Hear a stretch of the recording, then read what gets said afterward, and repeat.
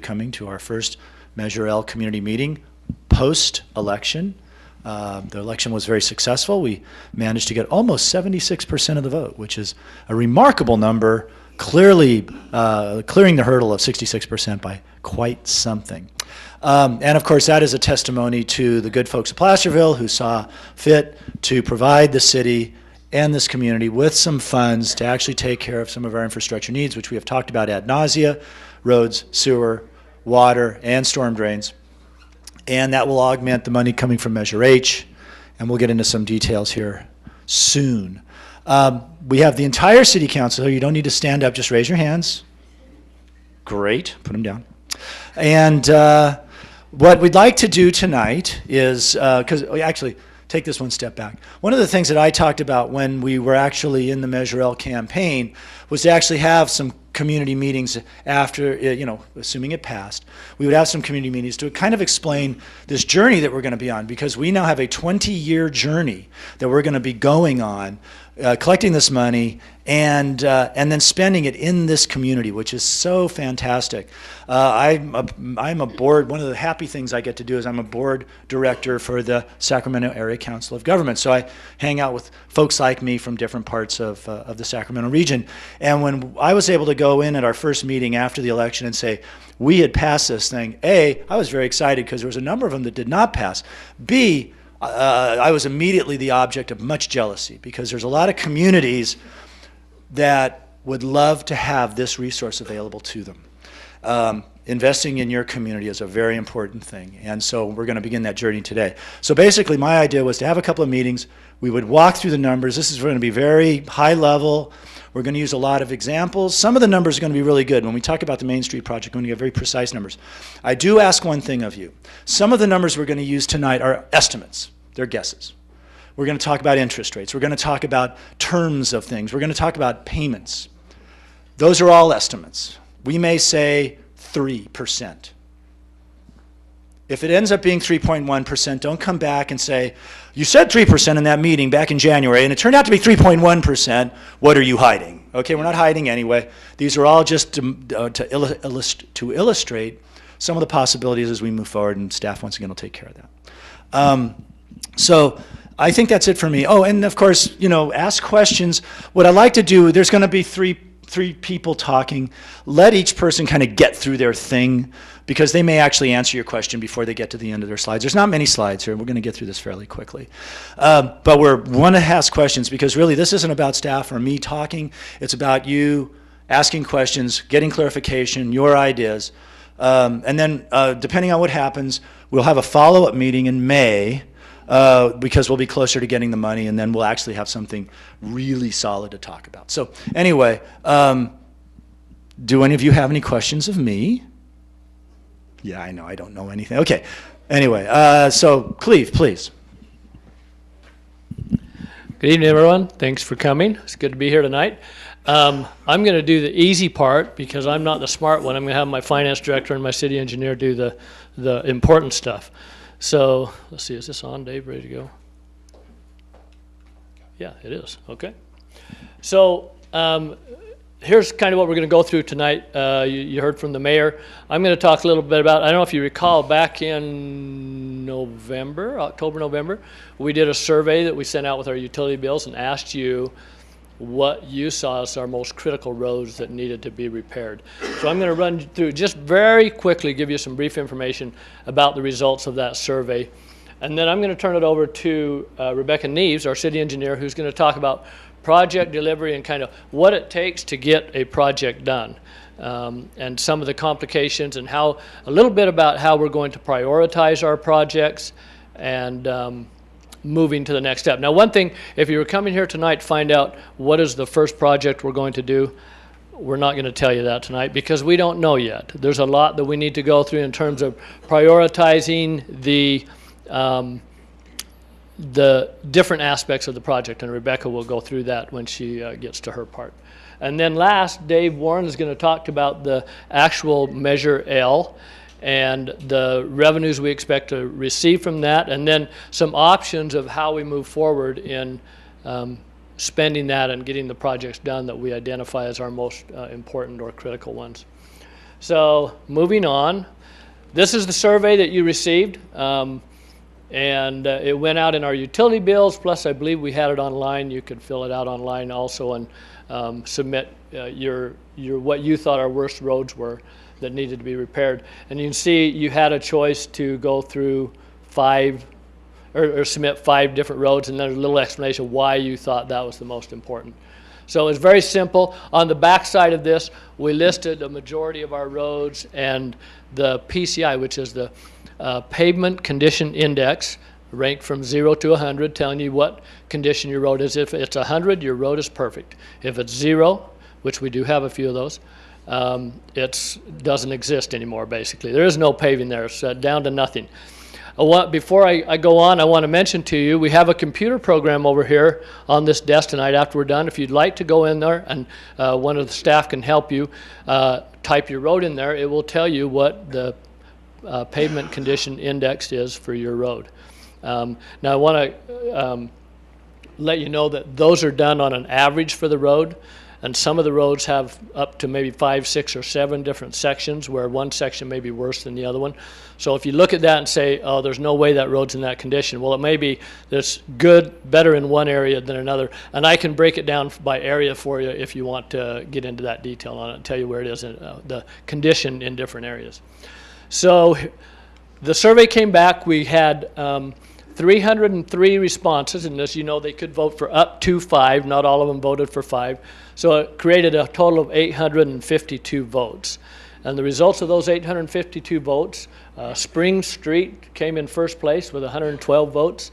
Placerville Drive had 92, Canal Street 83, Broadway 77, and Mosquito Road 67.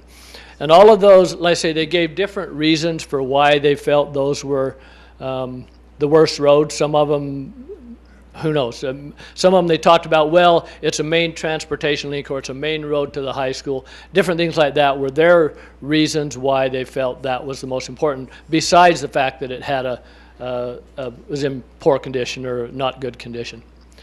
So what I wanted to do also is provide you this graph, and I don't know if you, probably in the back, you can't see all of that. This is the top 15 and how they were rated. And just quickly, those first 5 I named. After that, let's see, we had Spring, Placerville Drive, Canal Street, Broadway, Mosquito, Bedford, Pacific Street, Airport Road, Clark Street, Smith Flat Road, Coloma Street, Washington Street, Forney, Thompson Way, and B Street. And if you were close enough to see, or if you can see, the yellow on here shows the pavement condition index for each one of these. For example, Spring Street is a 33 out of 100, which puts it in the failed condition. And I don't think we categorize failed as under 50, correct, Rebecca? And so if you look at this, there's one on there. Broadway is actually a 53, but that's one of those that does have different sections. Forney Road shows as a 71, but it also has different sections that have been paid more recently. So there's certain sections of it that are probably below in the failed category.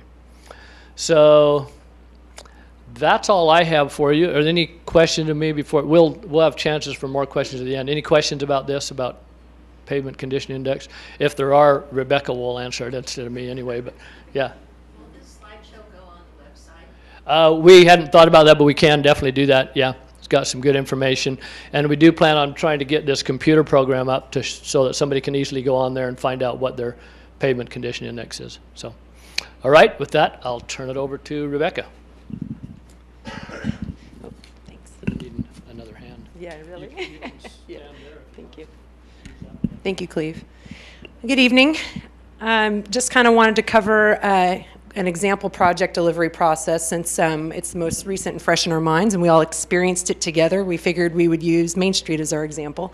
The total cost for Main Street for water main replacement, water main rehabilitation, and the repavement was $2.649472. And we broke it up into various phases. And the reason why we did that was, one, to minimize impacts to the public, but also to address the underground items first. Those are always the most critical to address. No point in getting in the pavement if the underground isn't in good working order. Just kind of covering our water system improvements that were done, we spent about a little over 1.2 million to replace the water main, which consisted of about 1,900 linear feet of water pipe.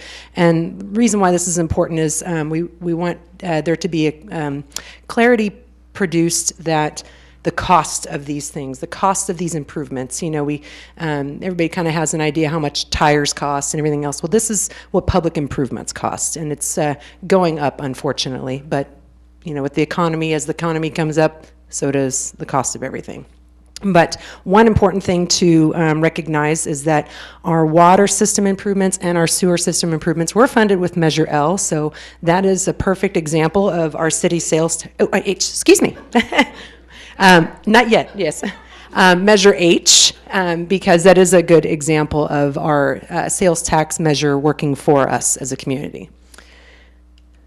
The sewer system was a lining of the sewer pipe. The sewer pipe was in fairly good condition, so we were able to line it with a cast-in-place pipe where they steam cured it. That has about 50-year lifespan, which is a good amount for utilities and pipes. And it also was substantially cheaper. To replace the pipes would have been about $500,000. Once we realized that we could go this route, this was the avenue that we took in the best interest of saving our precious local money. And then the pavement rehabilitation was about $1.2 million, just to give you guys an average cost per square footage for paving projects. It's about $10 to $20 per square foot. Main Street was actually paved at $11.95 per square foot. For a night job, that's incredible. Usually they're anywhere from $16 per square foot and up for night work. So we were pretty successful getting that completed within a reasonable budget. We did a fair amount of work. We reconstructed Stagecoach Alley and Center Street, and we also did the grind and overlay of Main Street and included some pedestrian safety measures with the bulb outs and various improvements. Yes, ma'am. Looks like the pavement and the water were about the same cost. But the pavement against the water and the sewer together actually cost more than the pavement, right? Correct. And how do we come up with these projects? You know, we have this incredibly growing laundry list of improvement projects that I won't bore you to death about, but how do we come up with how we're going to deliver these projects? What is the competing interests? Well, first and foremost, the number one priority is always public health and safety, always. The second is being able to, it's actually tied with making the best use of our money too, is leveraging our local dollars. And what that means is utilizing our precious local dollars that we have through H currently and future L to apply for grant funding or any other kinds of funding mechanisms that allow us to get these jobs done sooner. For example, our Pardee water line replacement project that's up Highway 49, 35% of it is funded through Measure H, and the rest of it is funded through a state Prop 84 grant. And the other is avoiding liability claims, fines, anything that could possibly get us in trouble with the state, or any kind of avoiding damage and of the like. And then we also look heavily into what items of the infrastructure actually need to be replaced, what's maintainable, what is able to be fixed now as opposed to having to be outright replaced, what can be repaired or reconciled now. And then strategic delivery. We don't want the whole city to be under construction at the exact same time. So we do try to focus in on these areas when we work on an area, much like we did as the example with Main Street. We try to get everything done, get in there, get out, and then stay out of everybody's way in that area for a while. And then also ongoing maintenance is something that we need to address as well. You know, we just finished Main Street last year, so in about 4.5 years we'll have to do a slurry seal on it and a couple of the little touch-ups of maintenance items, but that is, you know, it's like with your car, oil changes, tires, all standard maintenance items for infrastructure.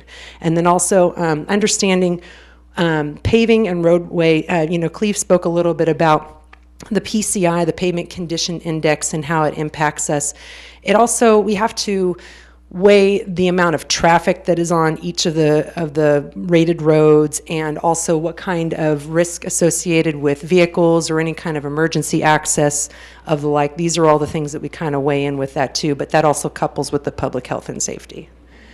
So we do all of this, and we try to do it as best we can, but we do have limited resources within the city, but we're all very dedicated, and we all work and function as a team, so we're happy to move them forward. One thing I did want to mention too is, as we go through these projects, there is a certain level of flexibility that we do have to keep in mind. And where that's coming from is, every day the good folks in Public Works, they're out there fixing a sewer main that broke or fixing a water main that broke, and then I get reports back of, hey, this is in really bad condition, this is something that we need to address. So there is a certain amount of flexibility that we do have to consider, because some projects may elevate to the top if they are founded on public health and safety concerns. And with that, I will pass it over to Mr. Warren. Thank you, Rebecca. Good evening, everyone. We just talked about the priorities of these projects as well as considerations, and now we need to talk about how we're going to pay for them. So the first thing is sales tax, which is one of my favorite things to talk about, money. And Measure H. I know this is a Measure L workshop, but Measure H is an integral part of our capital improvement program. It was approved by voters in 2010 as a review. It is a 0.25% sales tax, and it does have a 30-year sunset, which will be on March 31st, 2041. It is restricted to reducing wastewater and water rates and paying for wastewater and water debt and replacement of infrastructure. This fiscal year, we project Measure H generating about $974,000. Currently, residents are receiving a sewer charge discount, those that are connected to the city's sewer. And that cost is about $496,000, or about $500,000. The remaining balance of that, $477,000, is being used for capital replacement. There's a lift station project that $477,000 was appropriated for to improve those lift stations. Measure L, again, thank you to the voters for approving Measure L. Just as a recap, it is a 0.5% sales tax. It was approved last November, and it becomes effective this April. There'll be a letter coming out from the Board of Equalization informing merchants about that here soon, and we'll also be sending out a letter in the utility bills regarding that. It does have a 20-year sunset, which occurs on March 31st, 2037. It is restricted, as Cleve and Rebecca had mentioned earlier, restricted to repairing, maintaining, and replacing existing streets, storm drains, water, and sewer facilities. And we do forecast next fiscal year this sales tax generating just under $2 million. Just to kind of recap, those of you who don't own a business and collect sales tax, the sales tax is collected by the Board of Equalization at the state. The receipts are received in arrears, meaning after the sales they occur, approximately 90 days. So the first advance that we'll receive for Measure L will be received in June 2017, and we'll receive monthly advances after that. There is a true-up or reconciliation of those funds 90 days afterwards. So we'll receive the true-up or reconciliation of our Measure L sales tax in September of this year. Now looking at funding capital projects, we mentioned about $500,000 from Measure H for water and sewer lines and lift stations, those kind of things, and about $2 million from Measure L. So annually we have about $2.4 million for capital projects.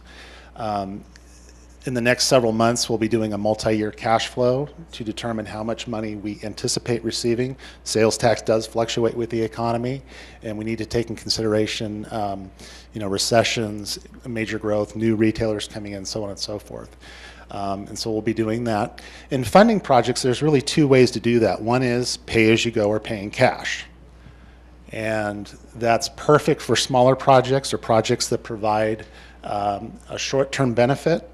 For long-term benefit projects, and we'll talk more about that, financing is another option.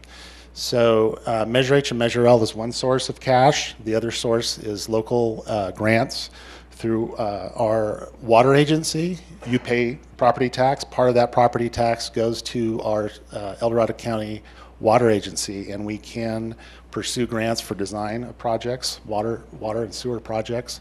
We also are eligible for federal and state grants in some cases. We are pursuing a Prop 1 grant for several $1 million that we're hoping we're going to be successful with soon. And federal grants, as far as streets and roads, primarily, you have your CMAQ funds, your RSTP, things that we talk about pretty regularly. So just as a concept, when we talk about how do we finance our projects or how do we pay for our projects, generally a dollar today is worth more than a dollar tomorrow because of inflation. And this graph kind of illustrates this. So, and I know this is kind of hard to see, but the gold bars are sales tax growth.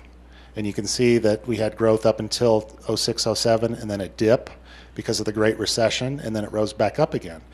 The brown bars is the Engineers News Record Construction Cost Index, which is a national index. It's not just for Placerville or California, but it's a way of kind of gauging those costs. And then the black is our weighted average local agency investment fund, which is the fund that we invest primarily with our excess cash or reserves. So as you can see at the very end, so you have 11 years of growth. You also in the end have the average growth, and you can see that the Engineers News Record Index far exceeds the growth in revenue on average. And just to give you a feel, the add-on sales tax growth was 0.96% over that 11-year period. The LAIF weighted average was 1.44%, and the Engineer News Record Construction Cost Index was 2.99. What we're saying here is inflation is almost double the growth of our growth in revenue, so that's always going to be a challenge.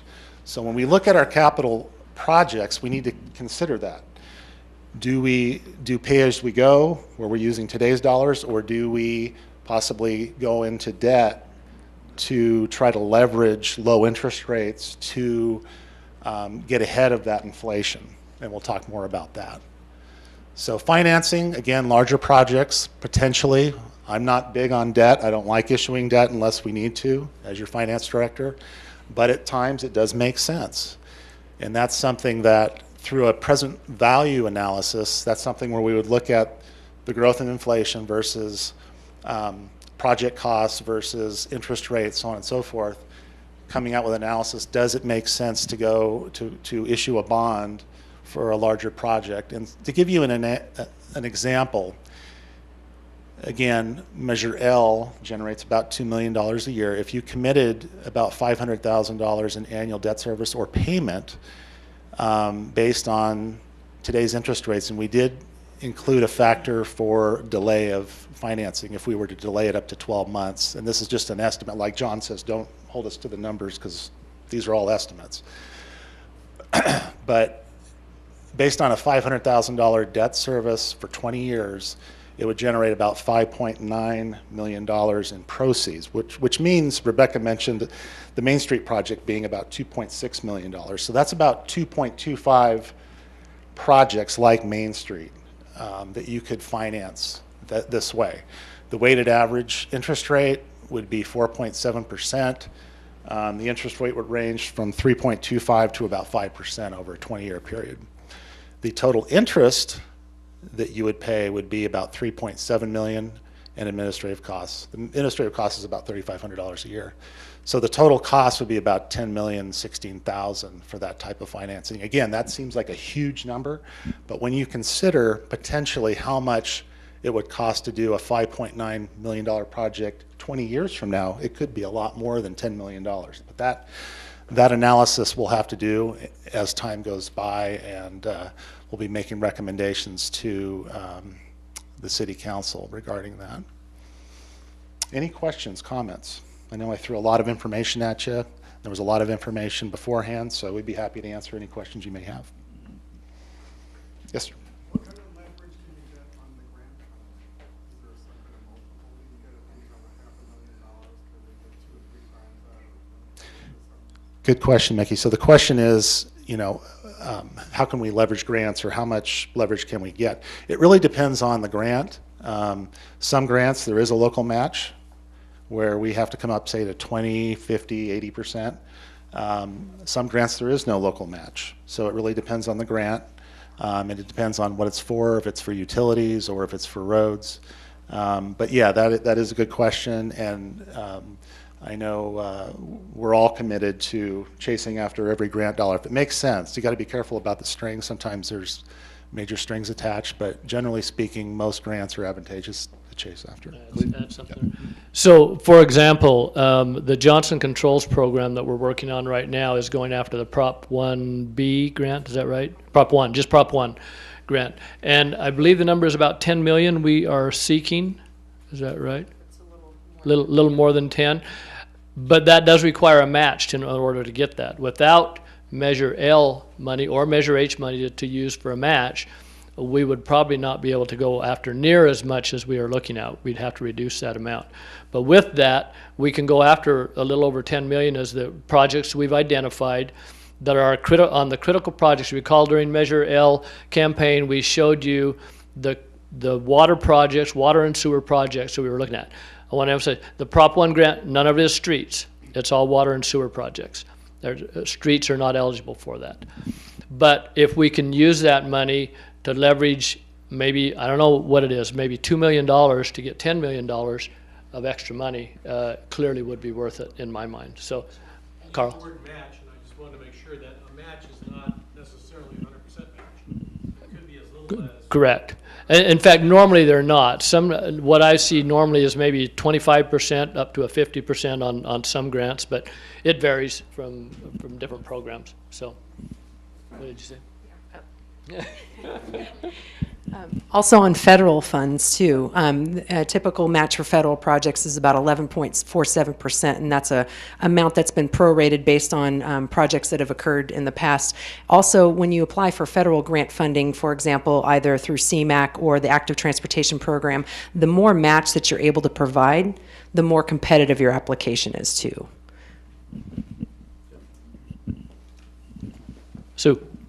How does debt affect your ability to pay for grants? If you've already obligated your coming in funds as a debt, you can't use that also for a grant match. That's correct. So what you've shown here, I think, was these are just potential. These are options, where we showed 2.4 million is what our total approximate revenue would be, and we proposed, or we not proposed, but we looked at an example where if we took 500,000 of that to use towards a match, or to leverage to get loans or to finance, then you still have money left over for pay-as-you-go. And that's what I really think we'll be doing. There'll be a combination of cash projects where we pay-as-you-go, and some financing, and some used for matching grants to bring money, leverage that money, bring it forward. So I see it being a mix of everything. Not that we would take, obviously we don't want to take the full 2.4 million and say, well, let's bond for $20 million right now and we get the whole two. For one thing, we couldn't spend all that that quickly, and it just doesn't make sense to leverage, to use all that funding just for financing like that. So, Tom? Are there constraints on the city's ability to use sales tax revenues as the collateral for debt? Not to my knowledge. Sales tax is a, yeah, are there, he said, are there constraints on using sales tax for collateral for repayment of debt? I'm not aware that there are. I'm looking back at you, Tom. You're my attorney. You're not my attorney, but you're the attorney. But sales tax is known as, yeah, it's known as general fund money, which it's discretionary for the council to spend, so I don't think it is. Now, there may be some programs that don't allow it, but there are a number of programs out there that you can get not only the grants, but a number of other programs where rather than using the example kind of that we looked here is bonding, there's also programs, I was looking at a couple of them today, where you can get financed through bigger companies that you save on the cost of issuance. Plus, for water and sewer projects, there's a state water resources control board that has revolving loan funds, that are generally much more competitive in terms of interest than going with the bond. So there are options out there. Now, we'll say for street money, that's more limited in getting loans for that. So that's the area where you may end up looking at a bond because there's just not loan programs as much out there for money for streets. Cleve, not to quibble, but the revenues are not general fund revenues. They are special taxes. Excuse me, thank you, yes. But they're still discretionary in terms of using them for that water and street. That's all they can use. I'd like to add something too about the whole notion. I mean, one of the reasons why my vision for this meeting was to start to lay out some of these concepts. No one is suggesting that we necessarily buy debt, but for example, under the old regimen before we had Measure L, the project on Main Street, we had to collect, was it 5 years of funding to pave the road because we were getting it in very small chunks. Imagine a project like Placerville Drive. I'm going to pull a number out of the air. Say it's $8 million just to pave it, not the water or anything else, but just to lay new asphalt up and down Placerville Drive. Well, you would be talking about, as a pay-as-you-go thing, without stopping all the other things you want to do, you'd be talking 4 years at $2 million a year. That means also you don't do anything else for 4 years except maybe that increment that you keep for Measure H, for example, and you continue on with your water and sewer roads.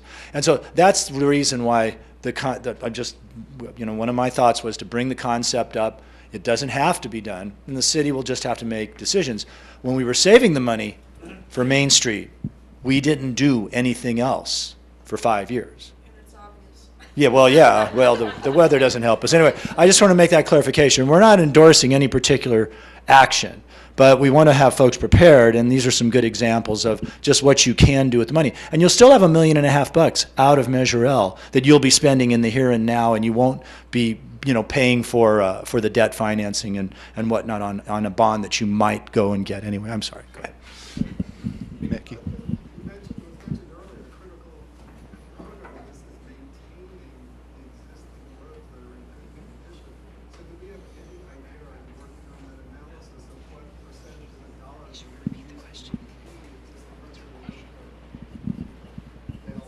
We don't have a number yet, but we're working. So a certain percentage of the $2 million looks like you're going to go just to maintain. The question was, and correct me if I'm wrong, Mickey, it was how do you proceed with addressing other projects and needs when we have ongoing maintenance needs of our current facilities and infrastructure? It's paraphrased. As far as the pecking order of what gets maintained, we haven't set that yet.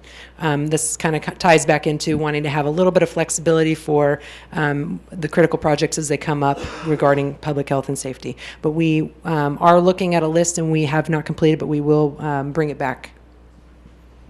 I don't even remember when we did some of our other presentations, we showed you a slide. Rebecca could describe it better than me, but it showed like slurry seals, an overlay, and then a complete reconstruction. Is that a good description, Rebecca? And the difference in cost going all the way, I think complete reconstruction, $50 a square foot? Slurry is about $2 to $5 per square foot. Reconstruction is typically, an overlay is about $10 a square foot. Reconstruction is right in the category of about $20 per square foot because you're rebuilding the road base below the paving. One thing I'd like to point out is when we talk about the difference between pay-as-you-go and financing is the type of asset that we're paying for. For example, if we're doing a slurry seal or just a minor repair, crack seal, that kind of stuff, that's not something we want to finance because the lifespan of that improvement or maintenance is probably in the single digits. Where if we're replacing water and sewer lines, that could potentially provide benefit for 70 years beyond the lifetime of current residents. So it's actually going beyond, it's providing benefit to residents today and in the future. And so if you consider a financing, that's another way of spreading that cost over to future, those that benefit from it that may not be here today. Yes. I think kind of what I heard with this last comment is if we use some of the funding at the beginning to get, like you say, slurry is less expensive, but it saves you in the long run. Like if you can get that, if you haven't done anything for 5 years, it might be important to try to get that slurry on some of those things before they go to critical mass.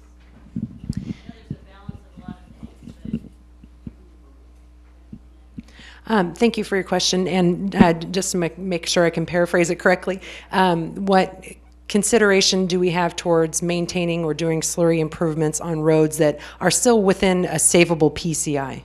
And that's a great point. We do have our list that we have gone through and studied, and then we do have roads that are savable, and those are certainly roads that we are looking at as more priority in the maintenance category. So it was a good point. But yes, we are looking at those as well. Yeah, and that's a great comment, and that's one of the things, you're right, we do need to look at those somewhat first, because if we don't, they may grow into that, rather than being at risk, they may go to a failed category, where then you have to do more expensive corrections, so. Kathy? I know that we have a lot of neighborhood streets that are in really bad shape that aren't going to be a priority, and I'm just wondering what can happen to help them. What kind of a plan is the city gonna have for fixing potholes and because I know a lot of our streets are probably not gonna get on the list for a very long time, and they're just gonna get worse and worse. And you're right, there are a lot of streets, her question was, that are local roads, neighborhood roads that are not necessarily going to make that high priority list, because one of the considerations we will look at is the amount of traffic on the road, because that puts more wear and tear on the road also. And so you're right, there are some of those. But again, we talked about the slurry program. I think that we also want to look at, as part of this, beefing up our just daily maintenance program and making sure that, for example, pothole filling, we're using the best materials that we can to actually get some life out of that and hopefully extend that, and maybe then doing a slurry over the top of that after we've done a pothole, and maybe some of those neighborhood roads will fit that category and can get that. That's our hope. So, other questions? Yeah. Also, if I understand this right, if the infrastructure, if we have a real problem with water leakage or sewer leakage under a road, that might elevate that neighborhood road to get paved sooner, because you do that when you do the water reconstruction or the sewer reconstruction, is that right? That's right, yeah. When we go in to do the water, if we find a water, she asked if there is a repair that we discover we need to do for a water break or a sewer break, wouldn't it make sense to go in there and do it at the same time, do the road improvement? And if that happened in a neighborhood street, then absolutely we would look at doing that repair all at once, so the entire thing. So, Michael? Did the city ever end up selling that specialized paving truck? We did not. It's still in our yard, right? Where's Rick? There he is, Rick. Yes, it's still up there. We have not been able to sell that yet. We could. It is a good piece of equipment. The problem we have is that we have such a small staff, and it takes a pretty good sized staff, as my understanding, to operate that piece of equipment. Is that right? Good explanation, Rick? Yeah. So it's if it take, we have, I think, 6 full-time employees out there, 6 or 7. Rick, does that sound right? Yeah, for streets. So if it could, it's my understanding that machine could take our entire crew to operate. But there may be other options in terms of contracting out for staffing to help us use that and stuff like that. So there's other options that we could look at. Yeah. Evelyn? Just out of curiosity, when that piece of equipment was purchased, did we know we had a staff shortage? We actually had more staff at that time. That was before the recession when that was purchased. That was before I was here, I know, but it was quite some time ago. And it was more feasible at that time, different staffing and different people, and more people. Yes. I have a question about Smith Flat Road. Mm-hmm. It's pretty similar to probably a lot of other streets. I'm wondering, for my own purposes, I'll be selling my home within 6 months. Where does most of us on Smith Flat have a bridge that is our driveway. Where does the bridge meet the street? Because there's considerable deterioration at the end of my bridge onto the street that needs to be repaired. And is any of that cost going to be coming to me as a taxpayer at any time? I can't tell you the exact answer there, but all of our roads have what we call the right-of-way, so the width of the road that we're responsible for. So that's what we would be looking at repairing in that case. Is that right, Rebecca? And anything between that and your bridge would be the homeowner's responsibility. If you would like to come into our City Hall, third floor engineering department, they can probably tell you what that right-of-way is and what the width of that road is at that location. So, other questions? Mickey? Finally set up the priorities of what you're going to do. How are you going to disseminate that information to everyone? I mean, citywide, or I know the committee, with the city staff. Right. Maybe some kind of announcement. Well, yeah, Mickey wants to know when we finally make the decision of what our projects are going to be coming up, how will we disseminate that information. I'm pulling out my phone. I'm not sending a text. I wanted to look at a date. May 30th is our next 5th Tuesday when we do not have a city council meeting, and we plan on holding another Measure L meeting just like we were having tonight. But we hope at that point to be able to break out our capital improvement plan for at least 5 years. And my goal is to try and have eventually one set up for 20 years. Now, 20 years is a long time. There will be some flexibility built into that because things change, as you know, on at least an annual basis when changes have to be made. But our goal is at that May 30th meeting to be able to roll out a plan of how we intend to put this money into projects. Dennis? Is the Measure H, Measure L committee purpose to approve the projects that the city presents, or is its purpose to validate that they're being used for the appropriate use according to how the laws work, or how that was passed? And do they have as an oversight, do they have a yes, no, or do they just have, yes, it meets the requirements, so we agree? Both. Okay, so Does that work? Both. Now remember, Measure H/L committee, which will be formally approved next Tuesday night at our council meeting, and then we are recruiting for those positions right now. So if you want to be on that board, come down to City Hall, or on that committee, excuse me, come down to City Hall and get an application, and you can turn that in to be considered. So remember, they are just advisory to the city council, but in the years since I've been here that we've had Measure H, the council has listened to them and has followed their direction in terms of what projects, expenditures, et cetera. So their job is to make sure it's being spent in accordance with the ordinance that adopted it, and to review and recommend those projects that we do. So. I have a question about again, Smith Flat Road and the hotel that's going to be going there. And I agree wholeheartedly with the person that put in a letter to the editor that information regarding EIR has not been submitted to most, if not all of the residents on our street as to what the impact is going to be. Is that forthcoming, or has that been overlooked? My answer to that would be neither one. There was an a mitigated negative declaration, which was the environmental study, which was done for the project prior to that one, and we went off of that, and the Planning Commission approved that at their meeting a few weeks ago. So. Is that going to the city, or is that done? I can't hear you. Is that going to the council, or is that done? That's done. It does not require it to go to the council in the form that was in.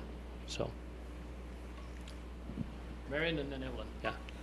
Going back to the issue of neighborhood streets, the super severe condition that a lot of them are in, and is there a way to, since there's going to be an infusion of new funds for real reconstruction of major streets, can that liberate some maintenance money that hasn't been categorized for those purposes in the past to do a higher degree of maintenance for the neighborhood streets? Would that require a budget alteration, or just because it ought to be done? Yes. She's asking, will this, I guess, if I'm stating it correctly, free up money for maybe what I would call the more basic, lower level maintenance, such as pothole filling, exactly. Yeah. With the heavy winter, it's escalating so fast that with the regular stream of funding, it's not going to take care of that. And I think the public probably has an expectation Right. that some work is going to be done in that regard. Yeah. As Measure L. So because Measure L could that free up some money to address that immediate need? I don't know if I'd look at it as freeing it up, but I see a portion of Measure L being put into that type of maintenance type program for the city, whether it be, and I'll throw out a number of $200,000 a year or something that might be dedicated just towards that particular problem of making sure that potholes are filled correctly. And who knows how we decide to do that, but have the staffing to be able to do that and keep up with those, so that the hope is that you can be more proactive and get them filled before you get a call from somebody saying, hey, there's a pothole over here. Well, that was going to be my next question, is would that be a function of the committee, or how would that work in order? The committee could recommend that a portion of that funding go towards that. Yeah. On the pothole Oh. issue, I have called the city on potholes on Clark Street, and they have been extremely responsive to fill them. So Yep. I want to let you know, they don't know where all the potholes are, so you have to notify them Right. that there are potholes, and then they've taken care of it in 2 days. Yeah, they do a great job. And that's Rick and Nick on the back row. Thanks, guys. So, Evelyn. Yes, getting perhaps into minutia, but of personal interest. A city stormwater drain drains onto my property and rushes part of it, a steady stream of erosion down the hill onto Main Street. I've often thought I should pipe it and put it directly on the Main Street. But I don't know how many instances there are of this in Placerville. Are there many instances where stormwater drains drain onto private property? And is there any chance that this could be remediated? I guarantee you there are other instances in the city. I'd look at Rick and Nick again, and they could probably name a half a dozen or more of them. And the answer to the next question is yes, this could be used for storm drain. As you saw, it was one of the things we included in here to correct storm drain and maintain and repair storm drain problems. So yes, that could be one of our projects. Is it legal to put the city stormwater drain onto private property? My answer is it depends on how it was done. I don't know the specifics. I'm not going to say one way or the other on that, but it depends on how it was done. You know, did the city do it, or did a private homeowner that built a home there when they put those improvements in for the city or something? And who knows how long ago? There's too many questions to ask about why, when, how, or where that happened. So. Will the Measure H committee be 5 members as the ordinance states? Yes. And I'll tell you what is on our agenda for Tuesday night. At this last meeting, council directed us to combine Measure L and Measure H together. So it will be one 5-member committee to review both of those funding sources, plus an alternate. So there will be one alternate that can fill in. And the way it's written currently, I'm kind of jumping ahead to next Tuesday, but is that the alternate will be required to attend every meeting and participate, but they will only vote when there's one of the other members absent. So. I have, Good.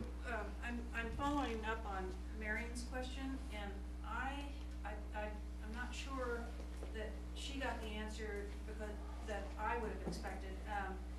In the past, before Measure H or L, the city did a certain amount of maintenance.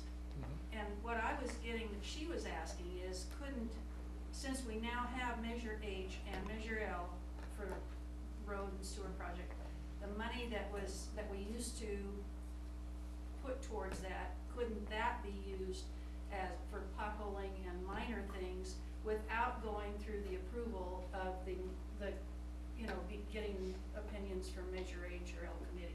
And I don't know, is that what you? Yeah, I think I heard what I was trying to say. Right, and I understood it that way. What you're talking about is our gas tax funds, which currently we use, and we use that for street maintenance currently.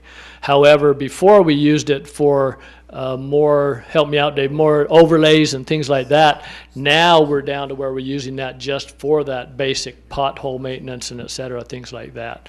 So the answer is yes, no, and it depends. I mean, they're both used for the same thing. They're both used for streets. So whether or not you take the Measure L money and put it back into this and then use this for that, or if you use it directly, it could go either way.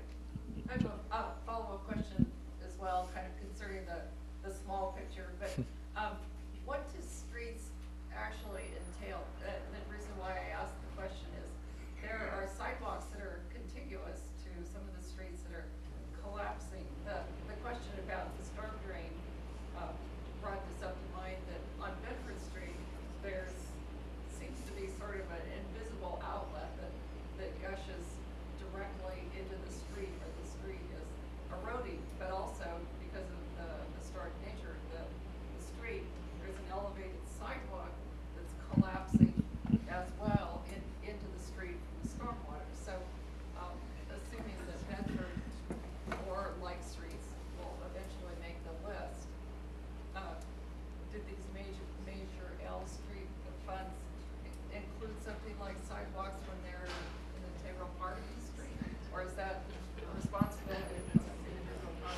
Yeah, technically sidewalks in the city of Placerville are the responsibility of the homeowner, or the property owner, excuse me, rather than the city.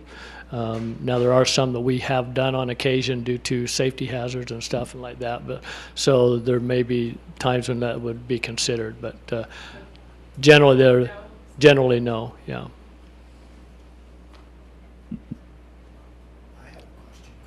John has a question. Would you like, well, no, you don't need to. I'm going to be just like them. Would you like to describe our most recent biblical storm event and what it did to our sewer system and how that may inform the process we're about ready to get into? In 10 words. Sure, I'll try.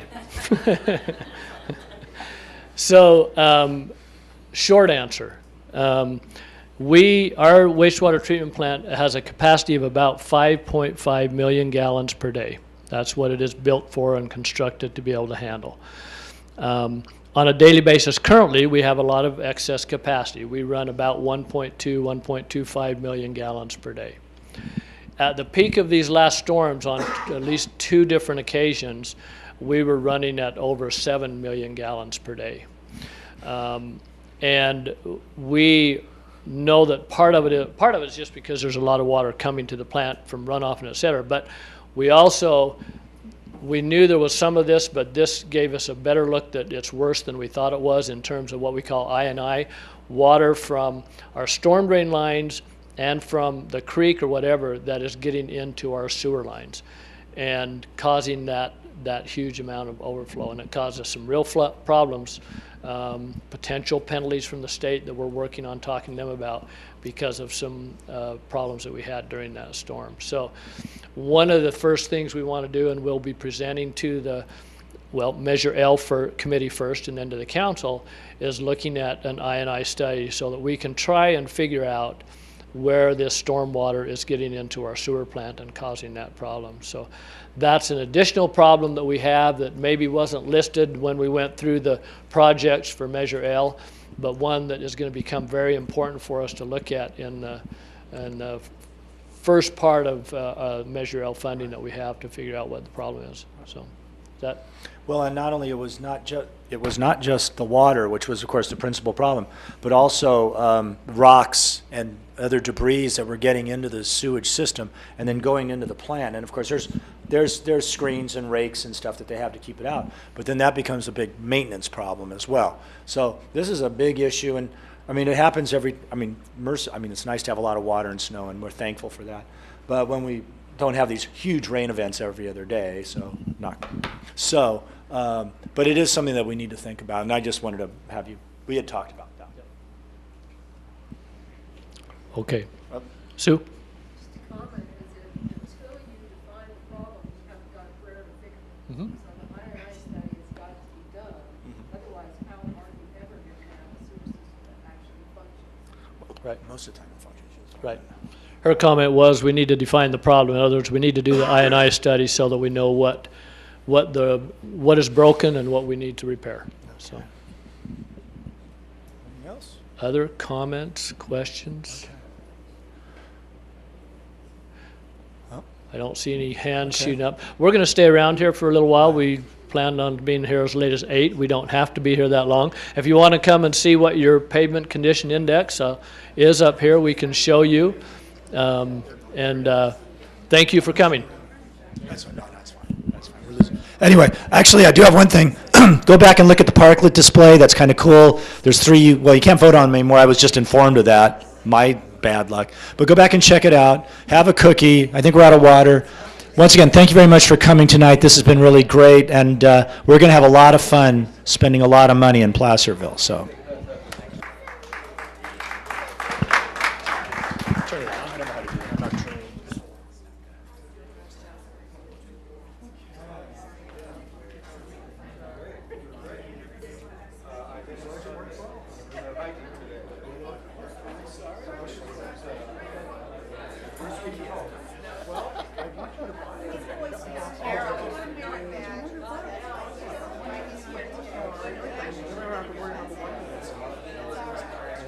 Not a bad idea.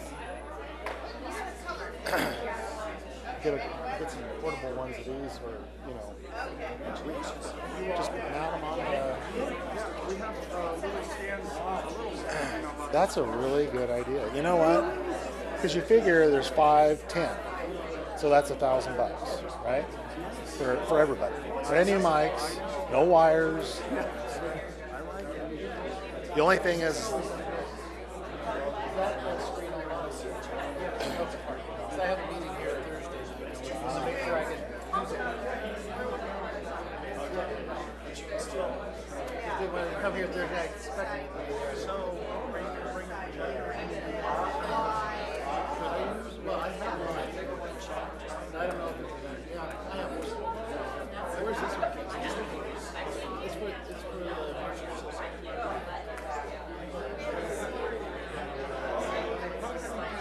Well, I have one, so I'll just go ahead and use it. Yep. Okay. Plug in there, use it there.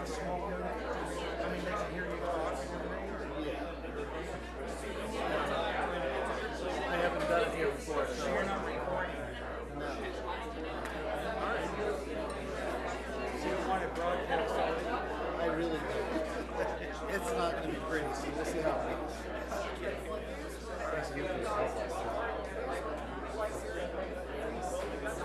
Oh, did he? Yeah. Oh, yeah. I can't believe I didn't mention capital replacement sinking fund. Yeah, Anyway, you picked up on that. I was cut. Yeah, well, I think that needed to be said because. Oh yeah, that was one of the biggest. Well, when you go through all of that, it's